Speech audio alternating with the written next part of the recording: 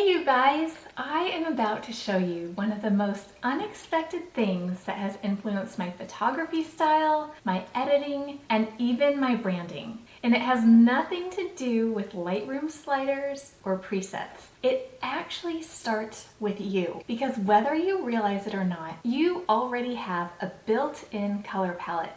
And it might be shaping your photos more than you think. I'm genuinely so excited to share this exercise with you guys today. It's one of my favorites. I absolutely love it. So if you know me at all, I'm usually sharing really actionable tips for building a photography business. And this is actionable, but it's probably one of my more artistic, maybe slightly woo-woo-woo kind of exercises. But seriously, don't click away. This one might actually blow your mind. Blow your mind. Before we jump in, let me just do a quick intro in case you're new here. I'm Lindsay. I've been a family photographer since 2012.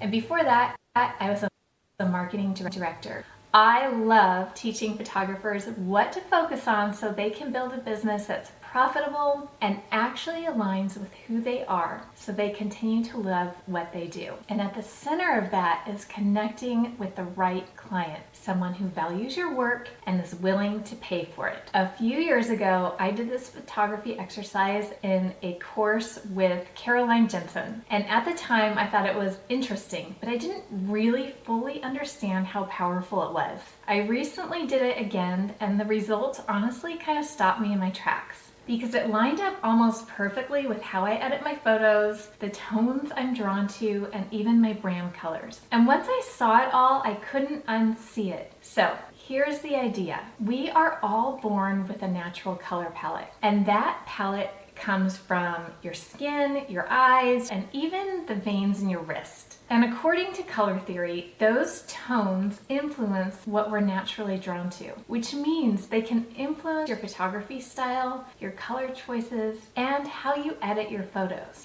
This is kind of like, if I'm searching for a metaphor, this is also going to sound really weird, but I love the way jewelry looks on other people, but I absolutely hate the way it feels on me. So I tend not to wear jewelry. And editing can be kind of the same way. You can love a certain photography style and you can admire it, but if you try to edit your photos in that way, it doesn't feel right and it doesn't align with you and it just kind of feels off. So if you know what I'm talking about, or if that resonates with you, this is where this exercise becomes really helpful.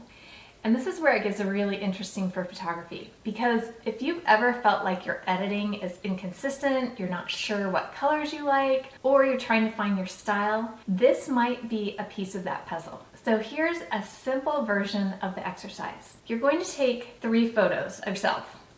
You're going to take a photo of your forearm so you can see your vein color, your iris, and the palm of your hand. And this part matters. Make sure your photos are properly exposed and the white balance is balanced. That's way more important than them being perfectly sharp. We're trying to get accurate color here. Then you're going to pull those photos into a program like Photoshop or anything that allows you to sample color. And you're going to pull color from each of those areas. You might need to zoom in really close, even to the pixel level. And if something looks like really pale, like your vein color, you can increase the saturation slightly so you can actually see the tone. What you're looking for is a mid-range color. Not the brightest highlight, not the darkest shadow, just the true tone. So when I did this, I pulled my colors and then I stepped back and looked at them. And I immediately noticed something. They looked almost identical to my brand colors and the tones I naturally edit my photos in, like warm tones, soft pinks, warm neutrals. And I had just updated my branding not that long before I did this exercise. And I didn't use this exercise to create it, but it matched anyway. And that was kind of wild, like it blew my mind.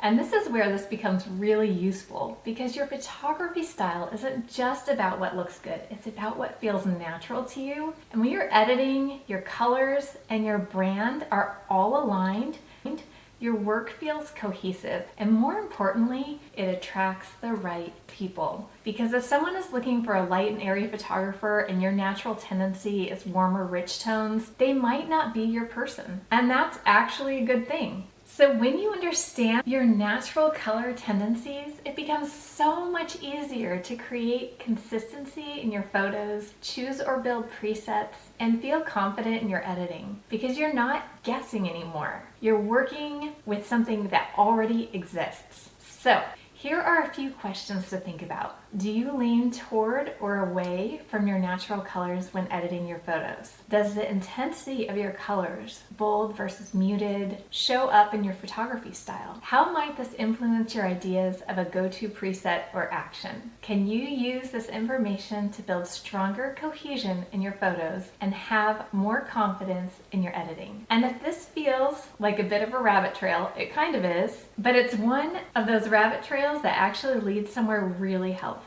So if you try this exercise, I would love to hear what you find. Let me know in the comments if your colors match your editing or your brand or both. I'm always so curious to see that. And if you want more videos on color theory, photography style, and editing your photos in a way that actually feels like you, make sure you're subscribed because I have more coming that will help you build this step by step. Seriously, you guys, thank you so much for being here. I love sharing my knowledge with you. If you have any questions, absolutely reach out. Okay, thank you.